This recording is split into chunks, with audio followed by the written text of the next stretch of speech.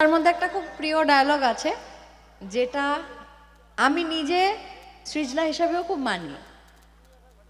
সেটা হচ্ছে ছোটবেলায় যখন প্রিয়দর্শিনী তার ঋষিরাজকে বলেছিল, টুবাইদাকে বলেছিল।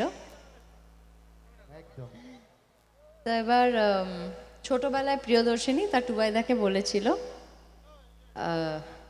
মানে মেলি ঋষিরাজ টুবাইদা তার প্রিয়কে বলেছিল যে আকাশের ওই একটা সপ্তর্ষি মণ্ডলের সাথে যেদিন আরেকটা সপ্তর্ষি মণ্ডল এক হয়ে যাবে, দেখিস প্রিয়, সেদিন সব ভালোবাসার মানুষেরা এক হয়ে যাবে।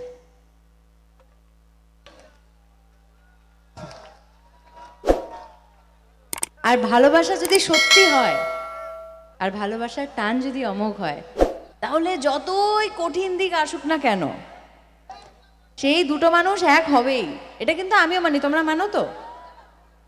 মানে ভালোবাসাটা রিয়েল হতে হবে, তাহলে হবে। সেরকমই ছিল ঋষিরাজ আর প্রিয়দর্শিনীর কাহিনী। মাঝখানে অনেক এদিক ওদিকের লোক আসতো, মনে আছে? একদিন মিলি বলে একজন এসেছিল, কেমন টাইপের একটা, হঠাৎ করে এসে বলছে আমি প্রিয়দর্শিনী। আমি তখনও বলেছিলাম যে তোমার মা যদি এখানে না থাকলো, তোমার ধ্যাসটা আমি এখানেই বার করে দিতাম, হাতটা ধরে ভেঙে দিতাম। তারপর একদিন বেবি, মনে আছে? কোনো কারণ নেই অকারণে হঠাৎ করে একদিন আমি বলতে যাব যে আমার টুবাইদা আমি প্রিয়, হঠাৎ করে কোথায় বেবি দেখছি, দৌড়াতে দৌড়াতে সে গলায় ঝুলে পড়লো। আমি বলছি আরে আমার বর, আমার জিনিস, আমার প্রপার্টি, বেবি তুমি যে দূরে সরে কথা বলো ভাই, এ কি? ছোটবেলা থেকে মা বাবা কিছু সেখানে হঠাৎ করে এসে একটা 6 ফুট লোকের গলায় ঝুলে পড়লে এরকম ভাবে বাদরের মতো, আশ্চর্য ব্যাপার। আর আপনার কি এইসব, আপনার কি? আপনি দেখে বলতে পারছেন না যে একটু ডিস্টেন্সে কথা বলুন না? ছেলেদেরও ব্যাপারটা বোঝো, ও এনজয় করছে, ও ভাবছে বাহ এই তো ভালোই। না না, আমি তো একে খুব একটা চিনি না। আরে চেনো না তো বলো না, গলা ঝুলি পড়ছে দেখছে।